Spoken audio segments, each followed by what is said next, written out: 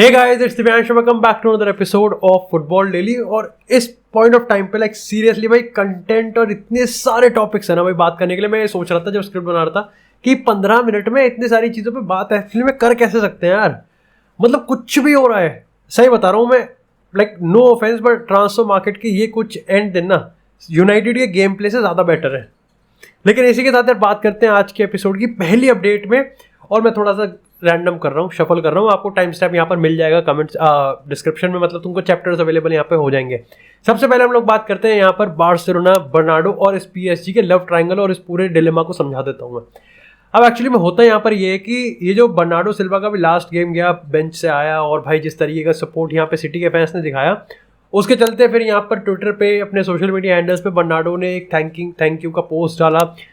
अब इस point of time पे दो चीज़ हो सकती थी, या तो ये था कि सबको लगे कि भाई ये तो गुड बाय हो गया, ये तो बार्सिलोना जा रहा है और ये इसका फाइनल गुड बाय था। और दूसरा ये था कि सिटी के फैंस और बर्नार्डो के फैंस जो कि ये नहीं चाह रहे थे कि वो सिटी के छोड़े, वो यहाँ पर ये चीज़ समझ रहे थे कि यार ये इतना लाउड रिएक्शन था ना बर्नार्डो, वो इतना क्राउड ज़्यादा सपोर्ट कर रहा था इसलिए उसने ऐसी थैंक यू बोला। अब ये तो सबको पता है कि यार जेरार्ड रोमेरो से लेके जितने भी यहाँ पे टॉप टियर स्पेनिश सोर्सेज हैं, उन्होंने ये चीज़ तो कंफर्म करी है कि बार्सिलोना और बर्नार्डो सिल्वा में जहाँ पर वर्बल एग्रीमेंट हो चुका है पर्सनल टर्म्स को लेके, वहीं अभी तक जैसे मैं तुमको डेली एपिसोड बता रहा हूँ, जीरो इन्फॉर्मेशन है मैनचेस्टर सिटी के पास। अगर हम कहें कि 0% अप्रोच है बार्सिलोना का यहाँ पर मैनचेस्टर सिटी के साथ रिगार्डिंग बर्नार्डो सिल्वा। लेकिन रिसेंटली यार एथलेटिक की रिपोर्ट में इस चीज़ को कंफर्म किया गया है, अगर यहाँ पर कुछ चमत्कार ना हो, जैसा जेरार्ड रोमेरो भी कह रहे हैं कि बर्नार्डो सिल्वा अब यहाँ पर रुकता हुआ दिख रहा है। रीसेंट टाइम्स की हम बात करें, रीसेंट दिनों की हम बात करें, अपार्ट फ्रॉम केविन डे ब्रुयने का जो इंटरव्यू आया था कि उसने कहा था कि मैं बर्नार्डो को रुकता हुआ देख रहा हूँ, लेकिन एक्चुअली में सीन यहाँ पर यह है कि बर्नार्डो सिल्वा एक्चुअली में अब मैनचेस्टर सिटी ही रुकता हुआ दिख रहा है। और इसके पीछे काफ़ी रीज़न है। सबसे पहला तो देखो ये रीज़न है कि मैनचेस्टर सिटी का जो 100 मिलियन यूरोस का प्राइस टैग है वो उस पर बिल्कुल फर्म खड़े हुए हैं। और इस चीज़ को सपोर्ट ये भी चीज़ करता है कि बर्नार्डो सिल्वा एक्चुअली में कोई रेजिस्टेंस नहीं दिखा रहा है, उसको कोई मतलब नहीं है। वो यहाँ पर ये है कि ठीक है, अगर इनके बीच में एग्रीमेंट होता है तो ठीक है, नहीं तो मैं यहाँ पर पुश नहीं करने वाला। तीसरी चीज़ ये है कि यहाँ पर उसका जो रिलेशन है पेप गार्डियोला का, वो यहाँ पर बर्नार्डो सिल्वा का, वो यहाँ पर काफ़ी ज़्यादा सही है। यानी कि दोनों के बीच में काफ़ी अच्छी अंडरस्टैंडिंग है और एटलीस्ट एक सीजन तक यहाँ पर ये प्रेडिक्ट किया जा रहा है कि बर्नार्डो सिल्वा यहाँ पर सिटी को नहीं छोड़ेगा। इस पूरी रेस में पीएसजी भी एंटर करती है। रिसेंटली एक इंडिपेंडेंट रिपोर्ट ने ये चीज़ कही है कि पीएसजी यहाँ पर 60 से 70 मिलियन या 80 मिलियन तक भी ऑफर मार सकते हैं बर्नार्डो का। इसके रिगार्डिंग मेरा रिएक्शन सिंपल है भाई, अगर बार्सिलोना का चांस नहीं है ना, या फिर बार्सिलोना एक्चुअली में फेल होने वाली है बर्नार्डो सिल्वा को लेके, तो पीएसजी तो भूल ही जाओ। पीएसजी तो लाइक आसपास भी नहीं होनी चाहिए, क्योंकि बर्नार्डो सिल्वा को एक्चुअली में साइन करने के लिए मेरे को लगता है कि जहाँ ठीक है आपको पैसे एग्री करने पड़ेंगे, लेकिन इवन इफ आप सिटी के साथ एग्री कर जाओगे, आपको बर्नार्डो सिल्वा के साथ पर्सनल टर्म्स एग्री करने पड़ेंगे, जो कि वो मेरे को लगता है कि इस पॉइंट ऑफ टाइम पे सिर्फ एक ही क्लब के साथ करेगा और वो है यहाँ पर बार्सिलोना। लेकिन इसी के साथ यार बात करते हैं अब यहाँ पर मैनचेस्टर यूनाइटेड की। 17 साल बाद फाइनली अब लग रहा है कि यहाँ पर ग्लेजर्स फैमिली की गांड पे लात मार के भाई इनको यूनाइटेड से बाहर निकाला जा सकता है। लेकिन देखो, कल मैंने रात को एक पॉडकास्ट किया था और तब तक यहाँ पर यही खबर आ रही थी कि ठीक है, इस प्रेशर को देखते हुए और इस पैसे का पूरा जो तालमोल होता है ना, ये जो बकचोदी है ना, इसको देखते हुए शायद से ग्लेजर फैमिली एक माइनॉरिटी स्टेक यहाँ पर सेल कर सकती है। और उसके रिगार्डिंग मैंने आपको कल के एपिसोड में बताया था कि 3-4 कंसोर्टियम एक्चुअली में अवेलेबल हैं और इंटरेस्टेड हैं, जो कि मैनचेस्टर यूनाइटेड को खरीदने में लाइक दे आर इंटरेस्टेड कि ठीक है हम अपॉर्चुनिटी को सीज कर सकते हैं। लेकिन खुद सोचो यार, कोई माइनॉरिटी स्टेक क्यों लेगा क्लब में सिर्फ पैसों के लिए, जब उसको पता है कि बोर्ड की टेबल पे जब बैठा जाएगा तो सुनी तो ग्लेजर्स की जाएगी।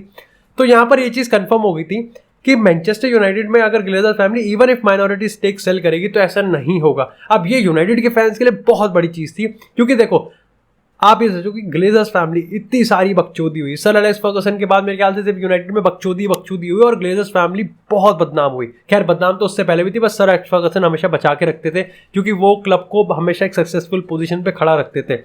उसके बाद जो यूनाइटेड का हाल हुआ है वो तुम्हारे सामने है भाई, we are actually a laughing stock.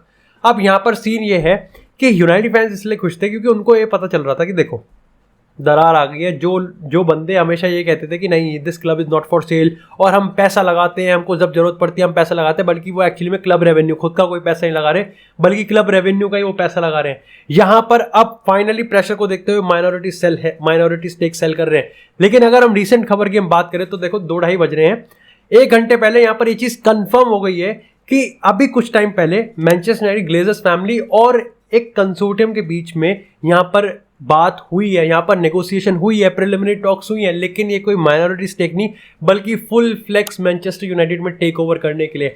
और अगर मैं तुमको सबसे बड़ी खबर की बात बताऊं तो सर जिम रैटक्लिफ की अगर हम स्पोक्स पर्सन की बात करें तो उसने ये चीज़ कंफर्म कर दी है कि सर जिम रैटक्लिफ एक्चुअली में इंटरेस्टेड है मैनचेस्टर यूनाइटेड को खरीदने में, और यहाँ पर वो लॉन्ग टर्म इन्वेस्टमेंट है। और उनके स्टेटमेंट से ये भी कंफर्म हो गया कि माइनॉरिटी नहीं बल्कि फुल फ्लेक्स टेक ओवर यहाँ पर वो करना चाहते हैं मैनचेस्टर यूनाइटेड को।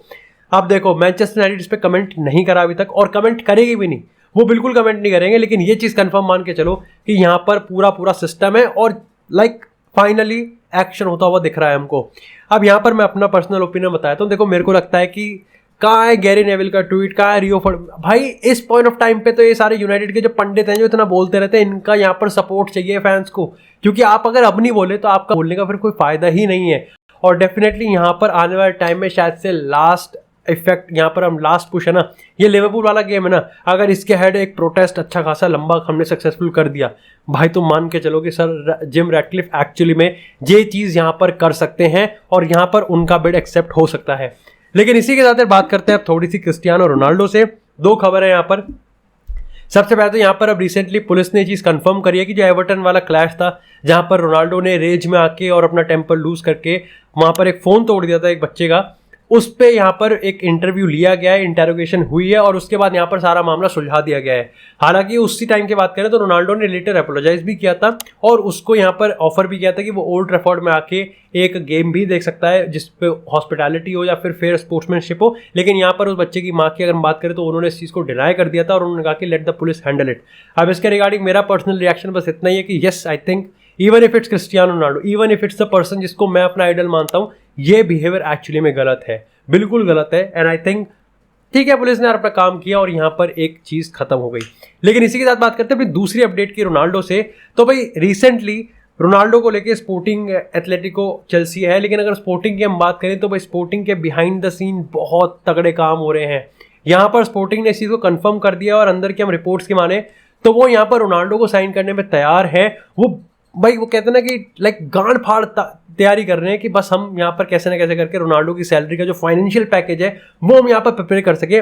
लेकिन एक शर्त है, और शर्त यहाँ पर ये है कि क्रिस्टियानो रोनाल्डो के लिए वो कोई पैसा पे नहीं करेंगे यूनाइटेड को, यानी कि यूनाइटेड को जो 15-20 मिलियन ना वो यहाँ पर वो बचाना चाहते हैं। और इवन इफ यहाँ पर यूनाइटेड और मैनचेस्टर यूनाइटेड का अगर कॉन्ट्रैक्ट टर्मिनेट होता है ना तो स्पोर्टिंग यहाँ पर इस अपॉर्चुनिटी को सीज करने वाली है। सबसे बड़ा सवाल यहाँ पर यह है कि देखो मेरे को लगता है कि sporting to Cristiano Ronaldo the least controversial of them all, लेकिन अगर कॉन्ट्रैक्ट टर्मिनेट होता है, अब यहाँ पर एक चीज़ है तो contract terminate specially Ronaldo sporting के लिए करे, लेकिन अगर जनरली भी कह रहे हैं कि कॉन्ट्रैक्ट टर्मिनेट होता है जिसके चांसेस अपने आप में बहुत ज़्यादा कम है, तो चेल्सी से बहुत गंदा उनको प्रेशर मिलेगा अगर वो ओबामेयांग को साइन नहीं करते। रही बात एथलेटिको की, लिम्बो कंफ्यूज, सिमियोनी को चाहिए, अंदर के सीनियर फिगर्स बटे हुए हैं, फैंस यहाँ पर अगेंस्ट में है, पैसा इन पे है नहीं, आप यहाँ पर कुछ कह नहीं सकते। और खैर अभी इंटरव्यू की बात करें तो बकचोदी वैसे ही बहुत ज़्यादा फैल रही है। लेकिन इसी के साथ बात करें थोड़ी सी पीएसजी की, तो फिर रिसेंटली यहाँ पर होता ये है कि नेमार और एम्बापे की, जैसे मैं तुमको लेटेस्ट डेली अपडेट दे रहा हूँ, लास्ट पॉडकास्ट पे मैंने तुमको कहा था कि फाइजल हमारी जो कि एम्बापे की मदर है उन्होंने कहा कि सब इंटरनली ठीक हो रहा है, सब सॉर्ट आउट हो रहा है। लेकिन रिसेंटली यहाँ पर अगर हम इंडिपेंडेंट और फ्रेंच रिपोर्ट्स के हम माने तो ये बताया जा रहा है कि एक्चुअली में एम्बापे इस चीज़ से थोड़ा सा उसका दिमाग भनका हुआ है। और ये चीज़ आप थोड़ा बॉडी लैंग्वेज से भी देख सकते हो, और आप इस समय अगर पीएसजी की जो मीडिया रिपोर्ट्स हैं उनके भी कोट्स को आप पढ़ सकते हो कि एम्बापे एक्चुअली में इससे थोड़ा सा कंसर्न दिख रहा है कि नेमार, जिसको एक्चुअली में कहते हैं कि भाई एम्बापे नेमार को सेल करना चाहता था, बिकॉज यहाँ पे नेमार एम्बापे मेसी में से सिर्फ एक की जगह है, एक के साथ ही एम्बापे देखता है कि ठीक है क्लब पीएसजी से चलेगा, अगर उसका जितना कंट्रोल बताया जाता है उतना है।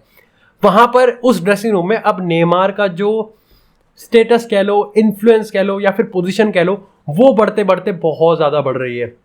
ऐसे में यहाँ पर जो सबसे बड़े प्लेयर्स है, चाहे मार्किनियोस की हम बात करें, सर्जियो रामोस की बात करें, मेसी की बात करें, ये सारे एक्चुअली में टीम नेमार की है। यानी कि कुल मिला के पीएसजी में, मतलब तुम लेवल सोचो, मैनचेस्टर यूनाइटेड में एक टीम रोनाल्डो है और एक टीम मैग्वायर थी कि एक बंदे जो इंग्लिश प्लेयर मैग्वायर को सपोर्ट करते थे, एक रोनाल्डो को सपोर्ट करते थे।